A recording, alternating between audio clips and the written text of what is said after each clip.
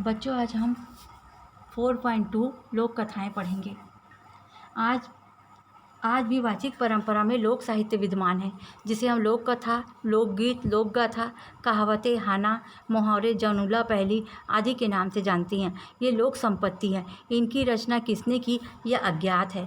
लोक के इस ज्ञान को अनेक रचनाकारों द्वारा लिखा जा रहा है। इस पाठ में एक हल्बी और एक छत्तीसगढ़ी लोक कथा दी जा रही है। सांच ले आँच का हल्बी लोक कथा। बहुत दिन पहले के बात आए, एक ज्ञान किसान के बेटा हर एकला जंगल डहर जावत रहीस। संगे संगवारी के बिना रद्दा कैसे रेंगे जाए, यह सोच के ओखर एक ठन ठेंगा में तुमड़ी ल बांध के जंगल के रद्दा रेंगे लागिस। रद्दा रेंगत रेंगत ओला एक ठन बड़का असन केकरा मिलिस। ओखर किसान के बेटा के संगे संग कोकरी कोकरी आए लागिस। तब किसान के बेटा हर ओला रद्दा ले दुरिहा मड़ा के कहिस, ते मोर संग रेंगत रेंगत कहाँ जाबे? इच करा रेखेला मोला अड़बड़ दुरिहा जाना ही थक जाबे। ये कही के ओखा अपन रद्दा रेंगे लागिस। तब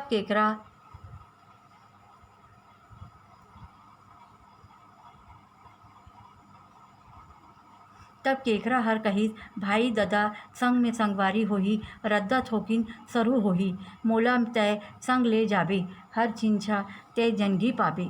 केकरा के निक बात ल सुन के किसान के बेटा हर सोचिस, चल अउ इही ले संगवारी मान लेथूँ। अउ ओला तुमड़ी में घर के आगू डहर चल दिस। कटक कटाए जंगल सासुर रद्दा काटा खुटी ले बाचत आगू रेंगे लागिस। रेंगत रेंगत वह एक ठन जंगल में पहुंच गिस, जहाँ एक ठन सांप अउ कछुआ के गजब दबदबा रहे, डर अउ तरास रहे। जउन ओ जंगल में जाए ओखर कभू लट्टू न आए। सांप अउ कछुआ हर उनला मार के खा जाए, उही पाई के ओ राजा के राजा हर आका परवा दे रहिस। जउन हर सांप अउ कछुआ ल मारही ओखर संग संगवारी के बिहाव कर दे जाही अउ ओला आधा राज के मालिक बना दे जाही। किसान के बेटा ला जब थकासी लागिस, तब सोचिस रद्दा दुरिहा के चिकट विश्राम कर ले जाए। ये सोच के घम घम गाय मरहुआ छैया में सुस्ताए लागिस। सुग्घर हवा चलत रहिस। चिटिक बेरा में ओखर नींद पर गे अउ महुआ के रूख में सांप और कौआ के बासा रहे। किसान के बेटा ले सुते देख सांप और अइसन अउ ओला चाप दिस। सांप के चाबे ले तुरंत ओखर मउत होगे। तब करवा हर रूख ले उत्तर कहिस, ते हर अउ पाँव ले चाबे हस तव पाँव ले डहर तोत उत मूर डहर मोर। सांप अउ कौआ के गोठ बार तुमड़ी ले में बैठे केकरा हर सुनत रही।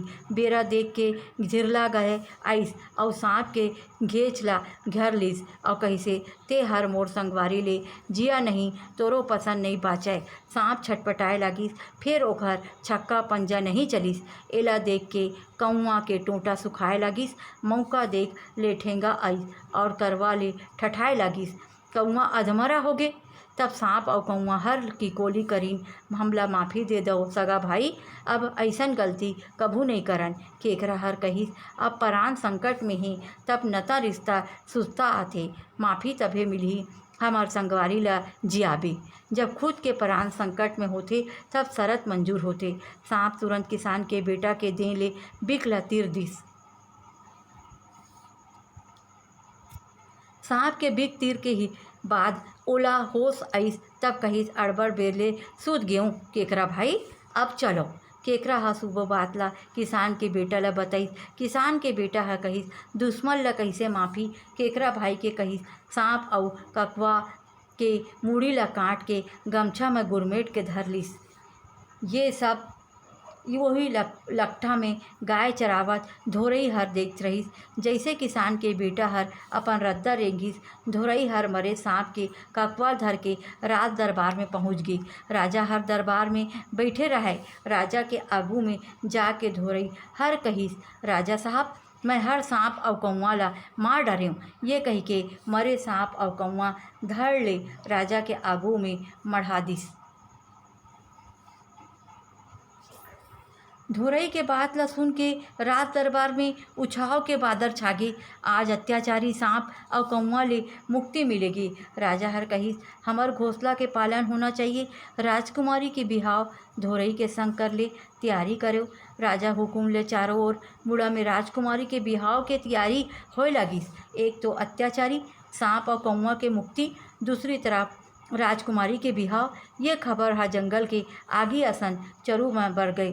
प्रजा के धुन खुशी छागे। राजा म तिहार कस उछाए होगे। सबके मन में आनंद छमागे। चारों मुड़ा धोरई के गुणगान होई लागिस।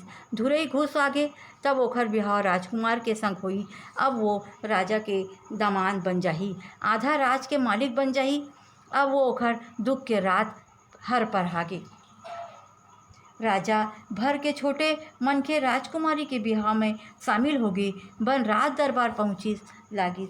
घूमत घूमत किसान के बेटा हलो राज में पहुँचिस। राज में होया उछाव ल देख ओखर दू चार संग ल पूछिस, ये राज में अब कौहन तिहार मनावत? ये भाई अब झनके मत बात कहीन। अत्याचारी सांप और कौआ ला धोरई हर मार ला डालिस। राजा साहब के घोषणा के आधार पर राजकुमारी के बिहाव घोरई के संग होए के तैयारी है।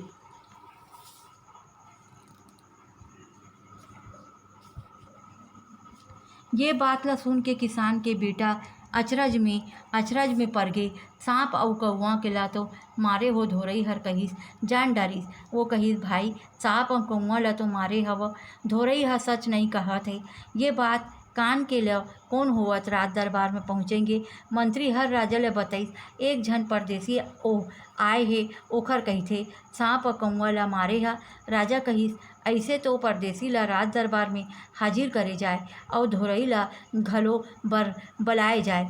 राजा के आज्ञा ला किसान के बेटा धोरई राज दरबार में पेश कर गिस।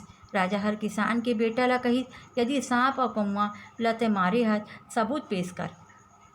किसान का बेटा अपन गमछा में बांधे सांप और कौआ के मुड़ी ला राजा साहब के आगू में रख दिस। राजा अचरज में पड़ गए। सांप और कौआ ला धोरई मारे है किसान के बेटा। राजा हर विचार में कहिस मैं कैसे मानव सांप और कौआ ला ते मारे हस। किसान के बेटा हर कहिस मोर एरा एकर गवाही है। ये कही के तुमड़ी के केकला निकाल ले और तरफ राजा के आगू में मढ़ा दिस। दूसरा तरफ ठेंगा ला धर दिस और ओखर गवाही ला देख सबो दरबारी मन के मुँह ले हाँसी फूट गई। दरबारी मन ला हासत देख के केकरा हर सबो बात ला ओसरी पासरी बताए लगिस। केकरा के बात ला सुन के राजा विश्वास हर पक्का होगी। तब ओखर मंत्री ला कहिस आइए धोरई बर के न्याय है। मंत्री कहिस धोरई ला धलो अपन बात के मनवा दिस। लेकिन धोरई के मुँह ले एको भाका नहीं फूटिस। वह कही सकत है ये तो दूध के दूध और पानी के पानी हो गए रहिस। धोरई हर अपराधी कस मुड़ी गड़वा के खड़े रहिस। राजा सब बात ला बिन कहे समझी गए। राजा हर कहिस धोरई हमर सगा धोखा ह करे एकर राजा मिलना चाहिए। कही धोरई जेल में बंधवा दिस और किसान के बेटा संग संगवारी के बिहाव कर दिस।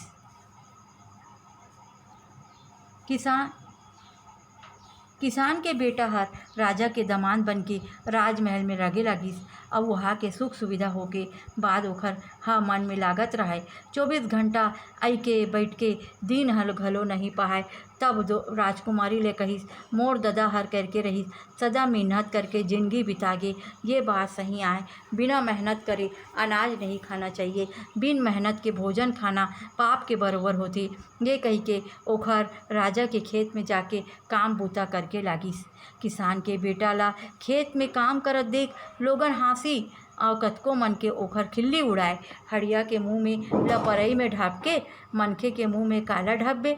जट ठन उठन कोन्हा कानय राजा के दबांत होके मिन्नत करथे। कतेक गुण के मन के तव कान्हा मंजूर के बेटा मंजूरी नहीं करथे और करही धीरे धीरे ये बात राजा के कान में पहुँच गई।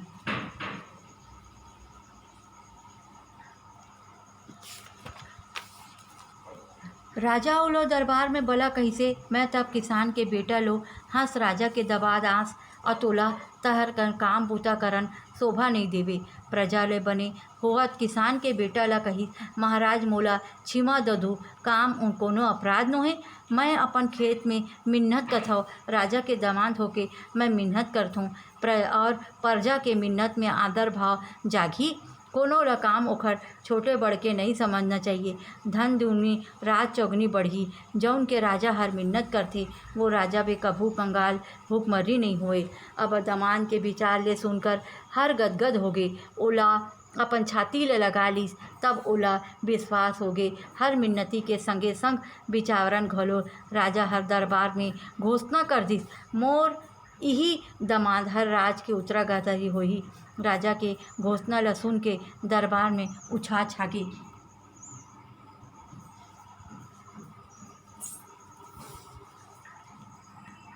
हिरन और कोलिया छत्तीसगढ़ी लोक कथा। एक बखत के बात आए, हिरन और कोलिया पानी पिए बर जावत रहीन। कुआं तीर के जाके कोलिया हिरन के कहिसे, ए मितान, मैं पहली खाले डहर लटक के पानी ला लेत हूँ, पाछू ते पानी पीबे। कोलिया हिरन ले पूछी धर के खाले डहर लटक के पानी पियस लागिस। जब वह हर पानी डारी के हिरन के पानी आइस, तब कोलिया हर हिरन ले पूछिस ला धरिस। तब कि हिरन कुआं डहर लटक के पानी पिए छपाक लगिस। आन देखिस न तान कोलिया हर हिरन ला कुआं में ढकेल दिस। हिरन और कुआं में मदाक ले गिर गे। कुआं ले धोरिक दुरवा खेत में किसान मन बटुआ टोरहत रहीन। कोलिका हर किसान मन ल तो हुत करा के बलाइस अउ कहिस, एक ठन हिरला हर कुआं म गिर गे हे। किसान मन कुआं में गिरे हिरन ला अड़बड़ उदिम कर बाहिर निकालिन। हिरन के परान निकल गे गरिस, ओला थोरिक दुरवा में लेके नान नान काटे लगिस।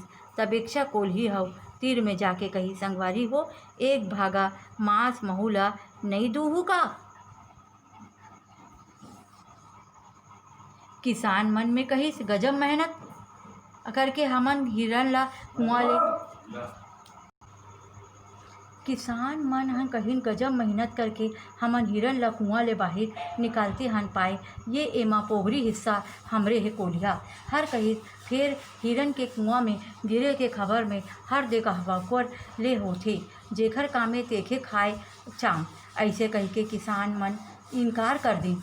अब कोलिया ह कहिस, ठीक है भाई, जैसे तुहर मर्जी, तुमन मोला हिरन के मांस खावे बर देना चाहो तो मत दो, फिर मोला नानकुन आगी तो दे दो। किसान मन कोलिया ला आगी दे दिन। कोलिया हर आगी ला धरिस और किसान मन के बटुरा के खेत में फेंक दिस। बटुरा के खेत ला जरे लागिस। ओला देख के किसान मन अब बकागे अउ आगी ला बुझाए बर खेत डहिर दौड़िन। जैसे किसान मन खेत डहिर गईन, कोलिया हर हिरन के मांस ला पेट भर खाइस। सांच ले आँच का हल्बी लोक कथा का हिंदी अनुवाद। बहुत पहले की बात है, एक किसान का बेटा अकेला जंगल की ओर जाता है। दोस्त यार के बिना रास्ता कैसे चला जाए, यह सोचकर जंगल के रास्ते में चलने लगा। चलते चलते वह एक डंडे में तुमा मतलब तुमड़ी लौकी को बांधकर जंगल के रास्ते में चलने लगा। चलते चलते उस रास्ते में एक बड़ा केकड़े मिला। वह किसान के बेटे के साथ पीछा पीछा करने लगा। तब किसान का बेटा केकड़ा को दूर में रखकर उसके बोलता हुआ, तू मेरे पीछे पीछे कहाँ तक जाएगा, मुझे बहुत दूर जाना है, तू वहीं रुक। यह कहते हुए अपने रास्ते आगे चलने लगा। तब केकड़ा राहगीर से कहता है, भैया, साथ में हमराही होने से रास्ता आसानी से कट जाता है।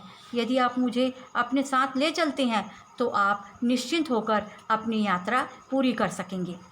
केकड़े की बात सुनकर किसान का बेटा सोचता है, चलो आज इसी को साथी बना लेता हूँ, और उसे भरकर आगे चलने लगा।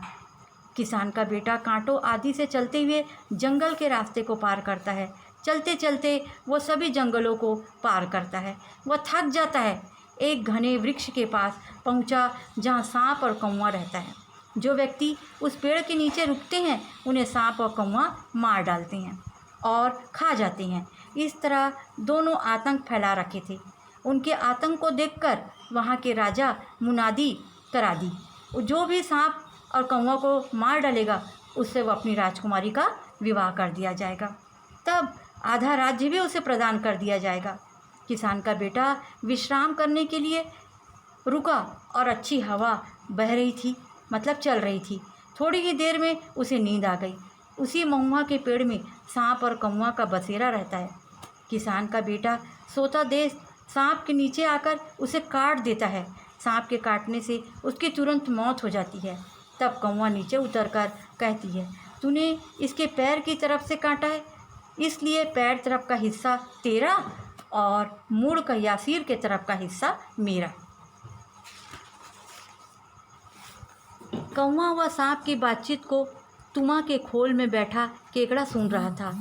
समय का मौका देखकर वह तुमड़ी के अंदर से बाहर आकर सांप के गले को अपने आरी जैसे पंजे में पकड़कर कहता है कि तू ही मेरे दोस्त को जिंदा कर दी, नहीं तो तेरा प्राण नहीं बच पाएगा। सांप हाथ पैर मारने लगा, फिर उसका छक्का पंजा नहीं चला। यह सब देखकर कौवा का गला सूखने लगा। मौका देखकर लकड़ी का डंडा उठता है और कौवा को मारने लगा। कौवा अधमरा हो गया। तब जाकर कौवा और सांप गिड़गिड़ाने लगी और कहने लगे, सगा भाई मेहमान, हमें माफ़ कर दो, अब हमकी गलती कभी नहीं होगी। केकड़ा कहता है, तुम्हारे प्राण संकट में हैं, तब रिश्ते नाते आते हैं। माफ़ी तभी मिलेगी जब हमारे दोस्त को जिंदा करोगी। जब प्राण संकट में हो सभी शर्तें मान लेनी चाहिए। सांप किसान के बेटे का जहर खींचने लगता है। सांप के जहर खींचने के बाद उसके होश आता है और कहता है कि बहुत समय हो गया, चलो अब आगे चलो। केकड़ा किसान के बेटे को सभी बातें बता देता है। फिर किसान का बेटा कहता है कि दुश्मन को कैसे माफ़ कर दिया जाए, वे कत्ल हुए हैं। सांप और कौवा के गले को गमछे में बांधकर पकड़ लिया। नज़दीक में गाय चराते हुए चरवाहा देख रहा था। जैसे ही किसान का बेटा आगे बढ़ता है, वहाँ पहुंचकर मरे हुए सांप को कौवों को पकड़कर राजा के दरबार में पहुंच जाता है। राजा अपना दरबार में बैठे रहती हैं। राजा से कहता है, मैंने सांप और कौवा को मार डाला। यह कहते हुए सांप और कौवे का सिर को दिखाते हुए उनके सामने रख देता है। यह सुनते हुए दरबार में उपस्थित सभी लोग उत्साह से झूमने लगे। आज अत्याचारी सांप और कौवा से मुक्ति मिल गई। राजा बोलता है, हमने तो घोषणा की थी, उसका पालन होना चाहिए। राजकुमारी की शादी घोरई के साथ करने की तैयारी की जाए। राजा की घोषणा से राजा राजकुमारी के साथ शादी की तैयारियां होने लगी। एक तरफ सांप और कौवा ने मुक्ति और दूसरी तरफ राजकुमारी की शादी।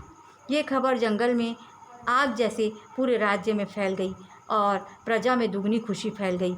राज्य भर में त्योहार जैसा आनंद छा गया। चारों तरफ घोरई का गुणगान होने लगा। घोरई खुश हो गया। तब तो उनका विवाह राजकुमारी से होगा। अब तो वह राजा का दामाद बन जाएगा। तब राज्य का आधा हिस्सा उसका हो जाएगा और उसका दुख का अंत हो जाएगा। राज्य भर के लोग राजकुमारी की शादी में शामिल होने लगे। घूमते घूमते किसान का बेटा उस राज्य में पहुंच गया। राज्य में उत्साह देखकर 2-4 लोग पूछता गया, राज्य में कोई त्यौहार है क्या? सब लोग एक ही बात बोले, 2 अत्याचारी सांप और कौवा को घोरई मार डाला। राजा साहब घोषणा को सुनकर घोरई साथ राजकुमारी की शादी की तैयारी हो रही है। यह बात सुनकर किसान का बेटा आश्चर्य में पड़ जाता है। सांप और कौवा को तो मैंने मारा है, ये घोरई को कैसे मालूम पड़ा? यह बोलता है, भाई सांप और कौवा मैंने मारा था, घोरई सच नहीं बोल रहा है। यह बात उस कान को घबराते हुए राज दरबार में गई और मंत्री साहब को बताता है। और एक परदेसी आया और वो कहता है कि सांप और कौवा को तो मैंने मारा है। राजा कहते हैं, ऐसी बात में तो परदेसी को राज दरबार में प्रस्तुत किया जाए और घोरई को बुलाया जाए। राजा के आदेशानुसार किसान का बेटा घोरई को राज दरबार में प्रस्तुत किया जाता है और राजा किसान के बेटे को कहता है, तूने सांप और कौवा को मारा है, सबूत पेश करो। किसान के बेटा को साफी सांप के कौवे कटे हुए मूड़ों को पेश करो। राजा आश्चर्य में पड़ जाता है कि सांप और कौवे को किसान के बेटे ने मार डाला। घोरई ने राजा को सोच विचार कर बोला, मैंने किसान लूँ, सांप और कौवे को तूने मारा है। किसान का बेटा बोलता है, मेरे पास इसका गवाह है। कहते हुए तुमा के भीतर केकड़ा को निकालकर एक तरफ राजा के सामने रख देता है और दूसरी तरफ डंडा रख देता है। यह सब देखकर दरबार में उपस्थित लोगों के मन में हंसी फूटने लगी। दरबारी लोग हंसते देखकर केकड़ा सभी बातें क्रमशः बतलाता है। केकड़ा की बात सुनकर राजा को विश्वास होने लगता है। तब मंत्री को कहता है, ये घोरई, न्याय होना चाहिए। मंत्री बोलता है, घोरई वो बातें रखने का मौका दिया जाए। लेकिन घोरई के मुंह से तो वाक्य ही नहीं निकलता और कहता है, दूध का दूध और पानी का पानी, मतलब सही न्याय करना। घोरई के बिना कुछ बोले चुपचाप अपने सिर के नीचे झुका लिया। यह देखकर घोरई हमारे साथ धोखा किया है, उसने सज़ा मिलना चाहिए, यह कहकर उसे जेल में बंद कर दिया। किसान का बेटा राजकुमारी के साथ शादी कर राजमहल में रहने लगा।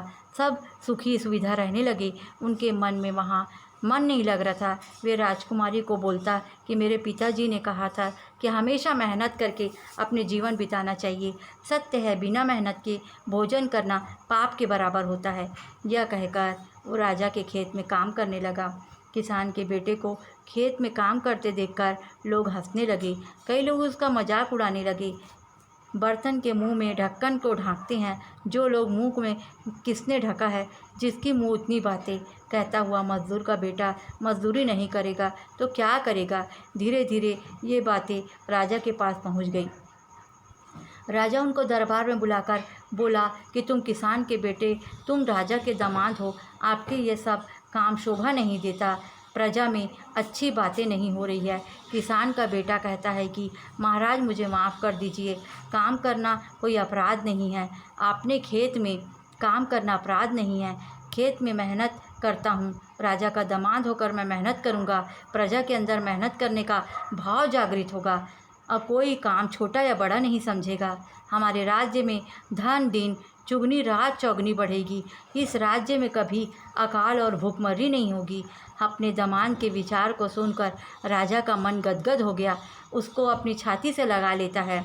अब उनको विश्वास हो जाता है उनका दामाद मेहनती होने के साथ साथ विचारवान है। राजा यह घोषणा भी कर देता है कि मेरे बाद राज्य का उत्तराधिकारी मेरी यही दामाद होगा। राजा की घोषणा सुनकर दरबार उत्साहित हो गया। हिरण और कोल्हिया, छत्तीसगढ़ी लोक कथा का हिंदी अनुवाद। एक समय की बात है, हिरण और सियार पानी पीने के लिए जाते हैं और कुएं के पास में जाकर सियार हिरण से कहता है कि हे मित्र, मैं नीचे की तरफ लटक कर पानी पीता हूँ, तू बाद में पानी पी लेना। जब दो सियार पानी पी लिया, हिरण की पूंछ को पकड़ता है। तब हिरण कुएं की तरफ लटक कर पानी पीता है और देखा न ताव सियार हिरण को कुएं में धकेल दिया। हिरण कुएं में गिर जाता है और कुएं से थोड़ी दूर में किसान तोड़ते रहते हैं। किसानों को कहता है कि सियार किसानों को कहता है कि हिरण कुएं में गिर गया है। किसान लोग बहुत जतन करके हिरण को कुएं से बाहर निकालते हैं। हिरण मर चुका था। उसने थोड़ी दूर ले जाकर छोटे छोटे टुकड़े करने लगते हैं। तभी किसानों के पास सियार पहुंचकर कहता है, दोस्तों, एक टुकड़ा मांस मुझे भी दे दोगे क्या? किसानों ने कहा, बहुत मेहनत करके हम लोगों ने इस कुएं से बाहर निकाले हैं, ये हिरण हमारा है। सियार ने कहा, मैंने तो कुएं में गिरने से खबर दी है। और फिर सियार कहता है, ठीक है भाई, जैसी तुम्हारी मर्जी। मुझे हिरण का मांस नहीं खाने देना चाहते हो तो मत दो, आग लगा दो। किसान लोग सियार की आग लगा देते हैं। कि सियार आग पकड़कर खेत में फेंक देता है और मटर का खेत जलने लगता है। उसे देखकर किसान आश्चर्य पड़ जाता है और आग बुझाने की खेत के लिए दौड़ने लगते हैं। जैसे ही किसान खेत की तरफ जाते हैं तो सियार हिरण के मांस को पेट भर खा लेता है। धन्यवाद।